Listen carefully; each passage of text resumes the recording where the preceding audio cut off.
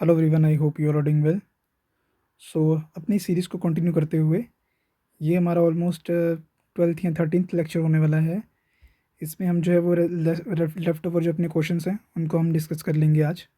हमने already economy के 350 जो एमसीक्यूज़ हमने वो डिस्कस कर लिए हैं। हमने जो आपका जियोग्राफी था उसके हमने जो है वो 450 प्लस एमसीक्यूज़ जो है हमने डिस्कस कर लिए हैं। ठीक है, तो अब इसमें जो है वो आपका एक दो लेक्चर में ये सारे आपके जो 450 प्लस या 500 जो एमसीक्यूज़ हैं आपके ख़त्म हो जाएंगे ये।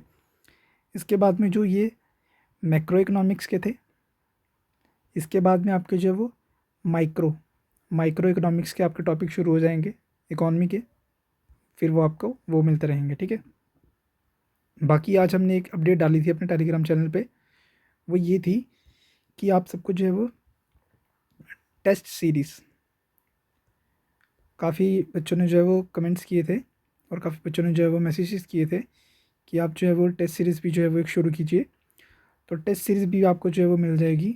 अब टेस्ट सीरीज़ में हम क्या करेंगे कि जो जेके एसएसबी के जो एग्ज़ाम्स हैं, कौन कौन सा, जैसे आपका इसका पुलिस सब इंस्पेक्टर का हो गया, पुलिस कांस्टेबल का हो गया, नायब तहसीलदार का हो गया, सुपरवाइज़र का हो गया, है ना, और भी आपके जो फॉरेस्टर का एग्ज़ाम हो गया, जो आपके लाइंड अप एग्ज़ाम्स हैं उनके लिए जो टेस्ट सीरीज़ है वो हम पर जो एग्ज़ाम्स हैं उसके मान लो 10 टेस्ट जो है वो ईच आपको मिल जाएंगे विद आंसर कीज़, विद की। और अगर किसी को कीज़ से अलावा भी कुछ और चाहिए, जैसे मान लो एक्सप्लेनेशन चाहिए, तो एक्सप्लेनेशन वीडियो आपको जो है वो यूट्यूब पे फ्री ऑफ कॉस्ट अवेलेबल करवा दी जाएगी। ये जो सारे टेस्ट्स होंगे ये आपको फ्री ऑफ कॉस्ट ही मिलेंगे, इसमें कोई चार्जेस नहीं होंगे आपके। आप जो है वो अपने इसको फ्रीली एक्सेस कर सकते हैं। ठीक है, तो बिना टाइम वेस्ट करते हुए चलते हैं अपने लेक्चर की तरफ। अब यहाँ पे कह रहा है कि which of the following sets belong to central tax. देखो हमने टैक्सेशंस की हमने वीडियोस हमने देखी थी, अगर किसी ने नहीं देखी है तो वो जाके पुरानी वीडियोस देख ले। उसमें हमने बताया है कि एक होता है डायरेक्ट टैक्स होता है, एक होता है इनडायरेक्ट टैक्स होता है ना, फिर कुछ सेंट्रल टैक्सेस होते हैं और कुछ स्टेट टैक्सेस होते हैं। ठीक है, तो उनके बारे में हमने बात की थी। तो उसी पे ये क्वेश्चन है जो क्या कह रहा है कि which of the following belongs to central taxes. देखो सेंट्रल टैक्सेस में आप वो टैक्सेस आएंगे जो सेंटर इम्पोज करता है। ठीक है, और उसमें जो है वो शेयर जो है वो स्टेट का भी होता है। ठीक है, तो स्टेट के शेयर्स का जो है वो कौन डिसाइड करता है, आपकी कौन सी कमीशन, फाइनेंस कमीशन। ठीक है, फाइनेंस कमीशन डिसाइड करती है कि स्टेट्स को जो है वो कितना शेयर मिलेगा।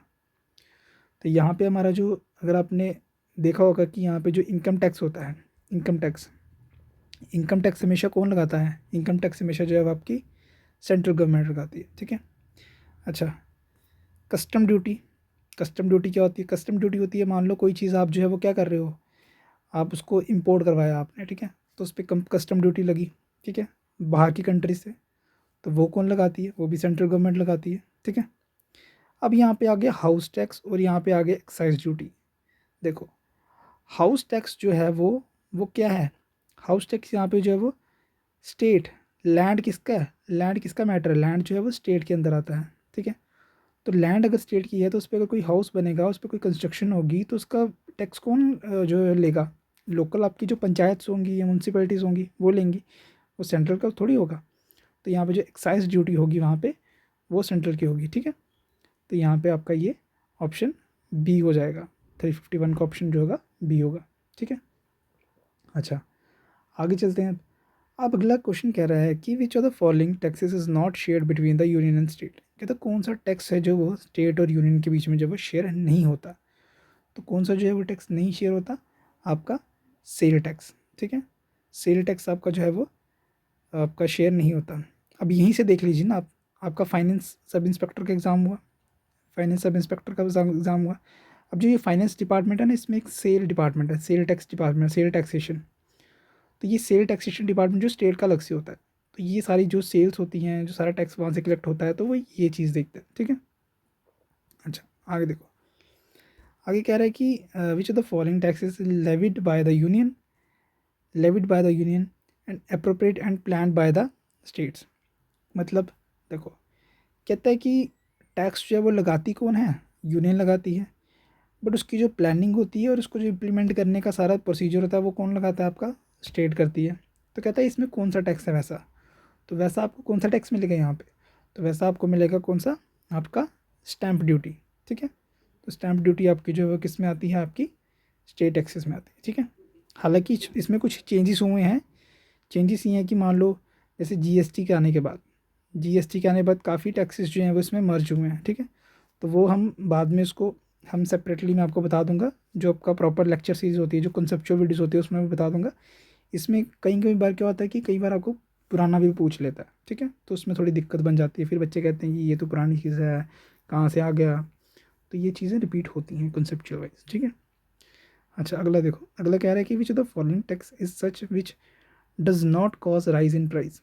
कहते कौन सा टैक्स है जो वो प्राइस राइज जो है वो नहीं करता, तो नहीं करने की बात कह रहे हैं, तो नहीं क्यों, कौन सा नहीं करता, इनकम टैक्स। ठीक है, इनकम टैक्स से कोई भी जो है वो क्या नहीं होता, प्राइस राइज नहीं होता, क्योंकि उसमें क्या हो रहा है, उसमें तो आपसे पैसा लिए जा रहे हैं ना।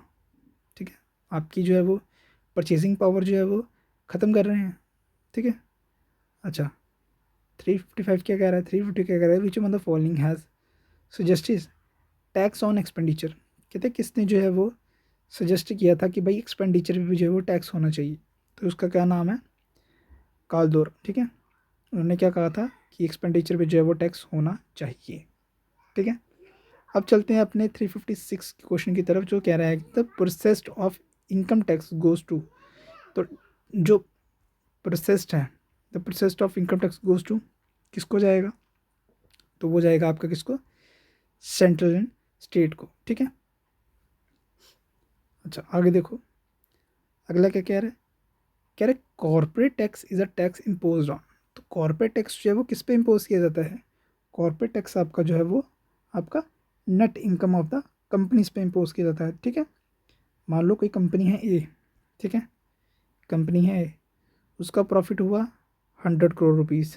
ठीक है, अब उस पर टैक्स कितना होगा, 30%, 28% या कुछ ऐसे होगा। ठीक है, तो ये क्या हो जाता है, ये होता है आपका कॉरपोरेट टैक्स। ठीक है, अच्छा आगे देखो, आगे कह रहा है कि the duties levied on alcohol liquor, ठीक है, narcotic drugs and opiums comes under. तो ये किस चीज़ के अंडर आती हैं, तो ये आपकी, आप सबको पता होगा, आपकी सेंट्रल एक्साइज ड्यूटी आती है। ठीक है, अच्छा कहता है parallel economy emerges due to. तो पैरेलल इकॉनमी मर्ज कैसे होती है, पैरेलल इकॉनमी आपकी मर्ज होती है आपकी टैक्स इवेजन से। अगर लोग टैक्स चोरी करेंगे तो एक पैरेलल इकॉनमी क्रिएट हो जाएगी, लोगों के पास ब्लैक मनी इकट्ठा हो जाएगा। ठीक है, अच्छा आगे देखो, कहता है buoyancy of tax is defined as. ठीक है, तो कहते हैं बियोंसी ऑफ टैक्स जो है वो क्या, क्या मतलब क्या डिफाइन करता है, तो यहाँ पे आपका ऑप्शन क्या बनता है, आपका ऑप्शन बी। कैसे, देखो increase in tax revenue, percentage जो इंक्रीज होगा इन टैक्स कवरेज। ठीक है, अच्छा आगे देखो, आगे कह रहा है कि which of the following is not an example of indirect tax. कहते हैं कौन से है जो इनडायरेक्ट टैक्स की एग्जाम्पल नहीं है, तो नहीं है की बात कर रहा है वो। तो ये चीज़ आपने ध्यान में रखनी कि जो नॉट है ना, ये सारी चीज़ें ध्यान में रखनी है। तो यहाँ पे एक्सपेंडिचर टैक्स जो है वो आपका इनडायरेक्ट टैक्स में नहीं आता। ठीक है, अच्छा आगे देखो, आगे कह रहा है कि which among the following which is the biggest tax paying sector in India. कहते हैं कौन सा सेक्टर है जो सबसे बड़ा टैक्स पेइंग सेक्टर है इंडिया का, तो वो कौन सा सेक्टर है आपका, इंडस्ट्रियल सेक्टर। ठीक है, इंडस्ट्रियल सेक्टर आपका सबसे ज़्यादा जो है वो टैक्स पे करता है। कहता है incidence of tax refers to, incidence of tax refers to मतलब कि, मतलब कि जो उसका बर्डन होता है, तो बर्डन वो जो है वो किस पे आता है, आपका who bear the burden of tax. ठीक है, इंसिडेंस ऑफ टैक्स किस पे आता है, जो उसका बर्डन बियर करता है। ठीक है, मतलब उसका इम्पैक्ट। अच्छा एड वेलोरम टैक्स जो है वो किस पे लगाया जाता है। ठीक है, तो ये किस पे लिवाई किया जाता है, ये आपका जो है वो according two values given by products. ठीक है, प्रोसीजर्स। ठीक है, जो आपका प्रोड्यूसर्स जो अपनी वैल्यू गिवन करते हैं ना, तो उस पर जो है वो उसके अकॉर्डिंग जो है वो ये लगाया जाता है। ऑप्शन आपका सी होगा यहाँ पे। ठीक है। अच्छा आगे देखो, आगे कह रहा है कि which amounts the following taxes collected by the union is not mandated to be assign to the state. कहते कौन सा टैक्स है जो collected by the union but उनको जो मैंडेट नहीं है, ठीक है, बट उन मैंडेट स्टेट्स को नहीं दिया हुआ, तो वो कौन सा टैक्स है यहाँ पे आपका? Service tax. ठीक है, सर्विस टैक्स आपका जो है वो कौन कलेक्ट करता है? आपकी यूनियन। ठीक है, आगे देखो, आगे कह रहा है कि for which tax was constitution status given too much later after it's introduction the small way. ठीक है ना, कह रहे कौन सा टैक्स है उसको कॉन्स्टिट्यूशन स्टेटस जो है वो क्या दिया, काफ़ी लेट मिला उसके ऐड होने के बाद में, तो वो कौन सा टैक्स है यहाँ पे आपका? क्या बनेगा आपका ऑप्शन यहाँ पे? आपका टैक्स ऑन सर्विसेज। ठीक है, तो ये सर्विस टैक्स है ना, जैसे मैंने बताया आपको, ये टैक्स ऑन सर्विसेज है। तो टैक्स ऑन सर्विसेज कौन कलेक्ट करता है? आपका सेंट्रल गवर्नमेंट कलेक्ट करती है। ठीक है, कहते हैं इनडायरेक्ट टैक्सेस मीन्स, तो इनडायरेक्ट टैक्सेस क्या होते हैं?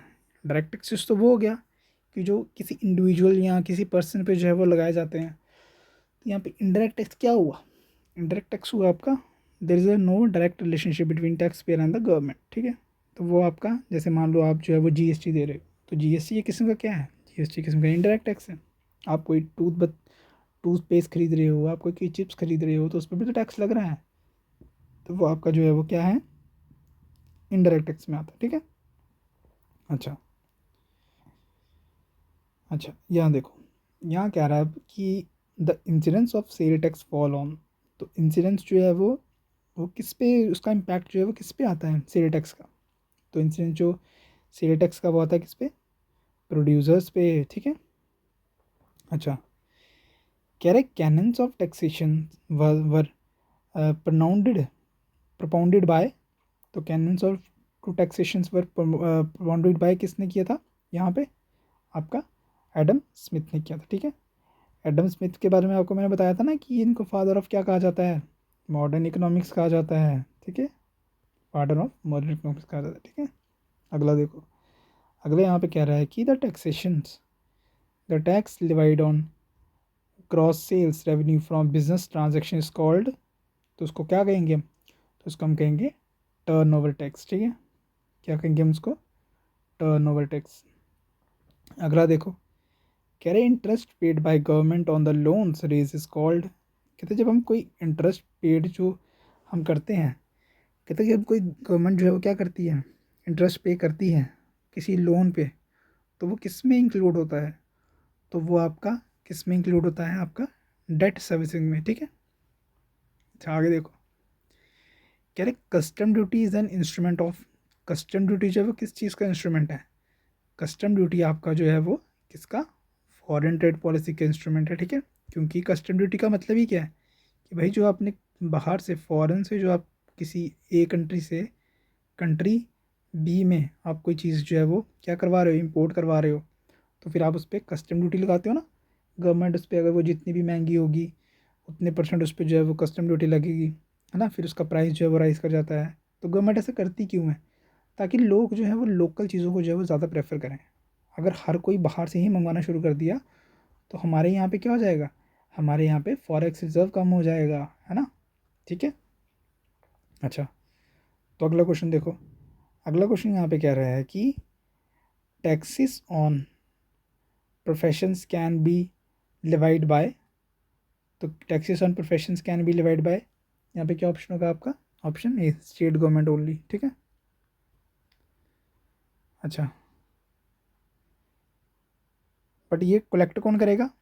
टैक्सेस ऑन प्रोफेशन कलेक्ट कौन करेगा? आपकी सेंट्रल गवर्नमेंट। ठीक है, professional tax.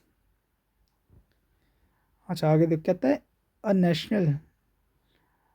National debt known as external debt is an amount, कहता है जो नेशनल डेट होता है जिसको हम एक्सटर्नल डेट भी कहते हैं, कहते हैं उसको जो है वो किसके इक्वल होता है? उसका अमाउंट जो है वो किसके इक्वल होता है? किसका पार्ट होता है वो?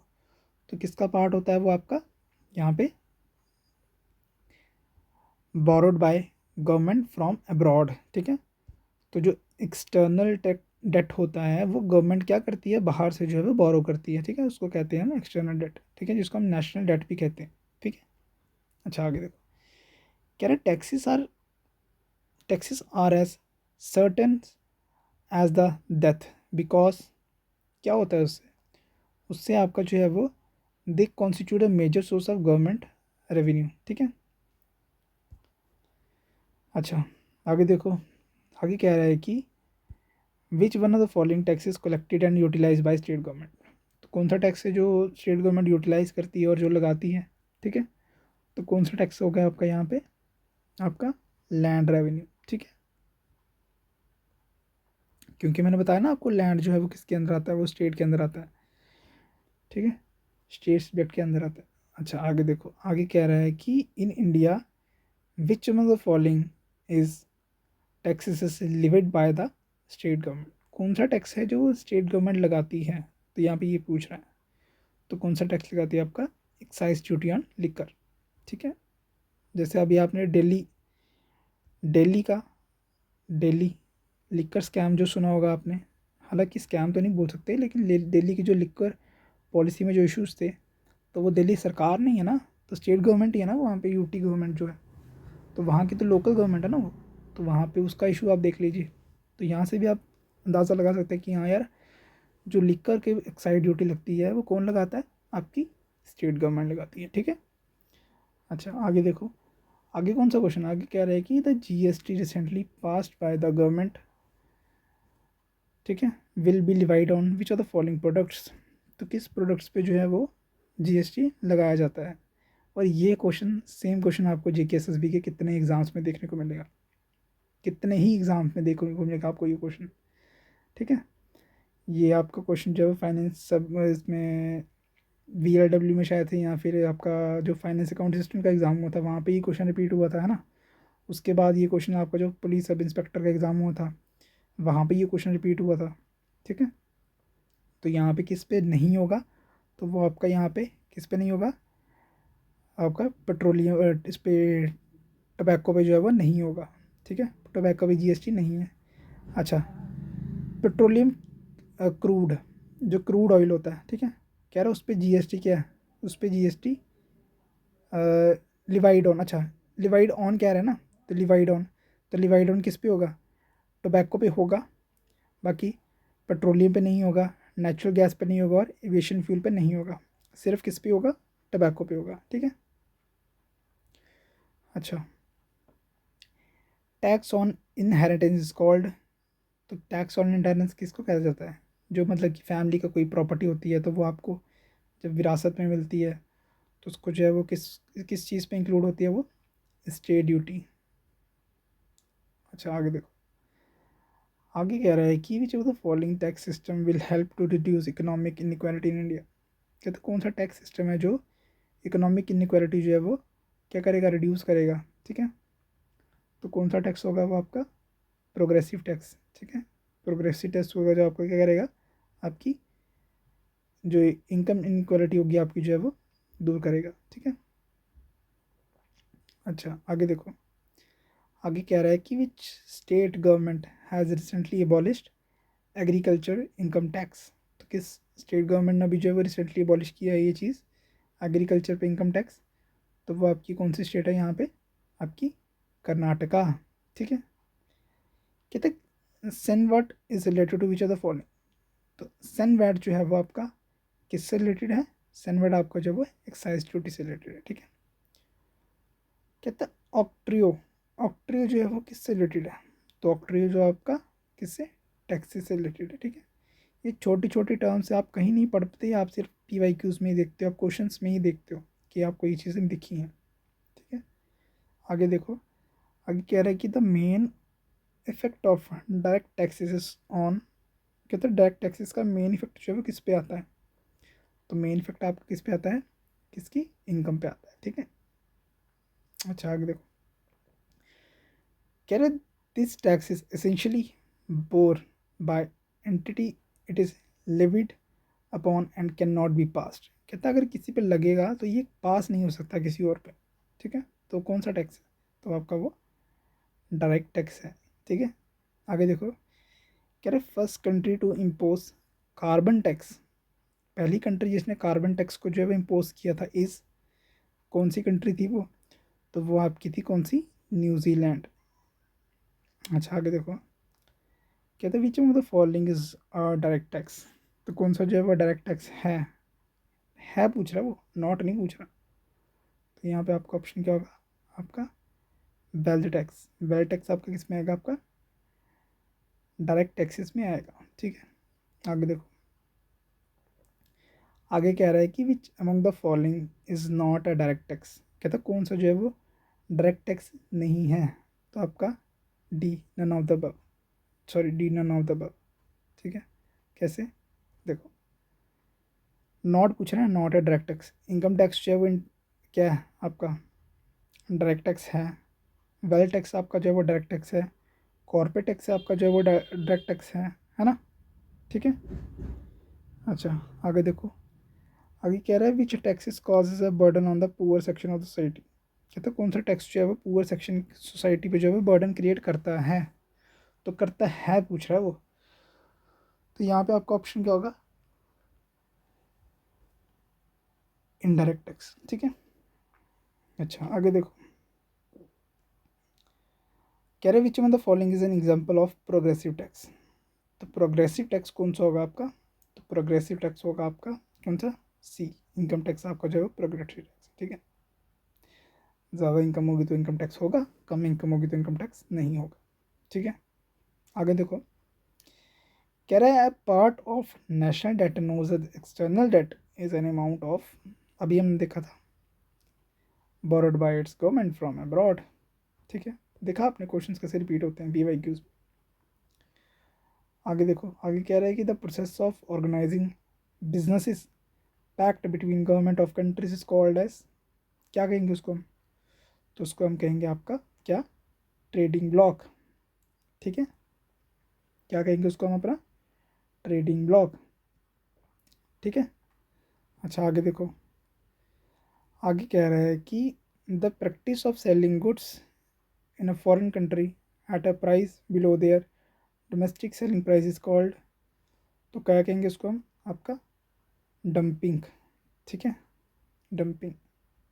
अच्छा, कहता है full convertibility of a rupee means, rupee की कहता है जब हम फुल कन्वर्टेबिलिटी कर लेंगे, कन्वर्टेबिलिटी का मतलब क्या होगा? मानो डॉलर, $1 का हमें जो क्या मिलेगा? हमें 80 रुपीज़ मिलेंगे। वहीं हमें अगर 80 रुपीज़ देंगे तो हमें क्या होगा? ₹1 मिले, $1 मिलेगा, है ना? तो कन्वर्टेबिलिटी हुई ना। अच्छा, तो कह रहा है कि कन्वर्टेबिलिटी मीन्स का मतलब क्या है? फुल कन्वर्टेबिलिटी और रुपीज़ का मतलब क्या है? तो इसमें क्या होगा? इसमें होगा आपका क्या? determines the rate of exchange between rupee and foreign currency freely by the market forces of the demand and supply, कि भाई जितनी डिमांड होगी उतनी सप्लाई मिलेगी, जितनी सप्लाई होगी उतनी डिमांड होगी। ठीक है, तो ये मार्केट फोर्स डिसाइड करेगी, ना कि कोई बॉडी। ठीक है, कहते हैं full form of SDR is, तो फुल फॉर्म ऑफ SDR क्या है बताइए? ये क्वेश्चन भी बड़ी बार रिपीट हुआ है, तो उसका कहते हैं स्पेशल ड्राइंग राइट्स। ठीक है, आगे देखो, कह रहे buying of shares and bonds of Indian companies by foreign institution called, तो उसको हम क्या कहेंगे? तो उसको हम कहेंगे आपका पोर्टफोलियो इन्वेस्टमेंट। ठीक है। अच्छा आगे देखो, कह रहे private investment is otherwise is called as, private investment जो है मैं उसको हम क्या कहते हैं? और तो प्राइवेट इन्वेस्टमेंट को आप क्या कहते हैं? आपका क्या?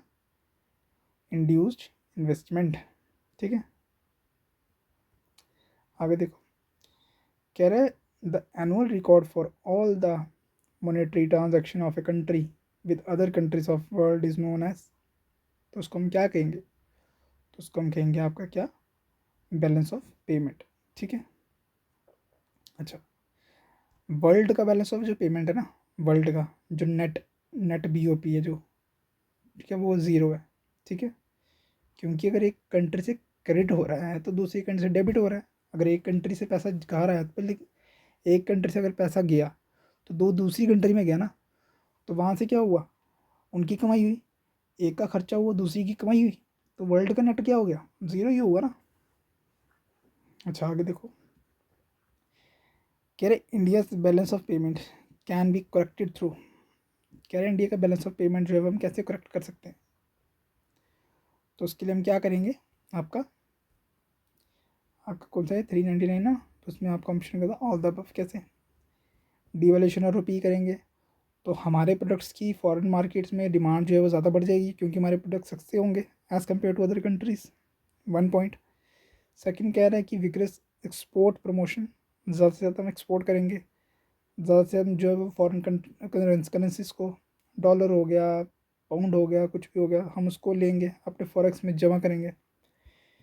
इंपोर्ट सब्सिट्यूट, इंपोर्ट का सब्सिट्यूट निकालेंगे कैसे, मेक इन इंडिया, घर पे पैदा करेंगे हर चीज़, घर पे मार्केट बनाएंगे नहीं, है ना। तो ये सारी चीज़ें क्या होंगी, हम अपना इससे बैलेंस ऑफ पेमेंट हम क्या कर सकते हैं अपना ठीक ही इंक्रीज जो है वो कर सकते हैं या ठीक कर सकते हैं। ठीक है, कह रहा when there is an official change in official rate of an exchange rate of domestic currencies then it is called, तो उसको हम क्या कहेंगे, जब किसी भी कंट्री का जो ऑफिशियल जो है वो क्या होता है एक्सचेंज रेट चेंज होता है तो उसको हम कहेंगे रीवैल्यूएशन। डी वैल्यू डेप्रिसिएशन क्या होती है, रुपी की वैल्यू गिर गई तो उसको हम कहेंगे डेप्रिसिएशन। एप्रिसिएशन क्या होती है, रुपी की वैल्यू जब इंक्रीज़ होगी उसको हम कहेंगे एप्रिसिएशन, है ना। डिफ्लेशन मैंने क्या बोला था, मान लो इन्फ्लेशन से भी नीचे चली गई तो उसको हम क्या बोलेंगे डिफ्लेशन। ठीक है, तो यहाँ पे हुए आपके 400 क्वेश्चंस कंप्लीट। तो अब हमारे रहे 100 क्वेश्चंस इकोनॉमी के, तो ये भी आपको जो है वो जल्दी 1-2 लेक्चर्स में आपको जो है वो कंप्लीट करवा दिए जाएंगे। तो मिलते हैं आपको नेक्स्ट वीडियो में, till then thank you and have a nice day.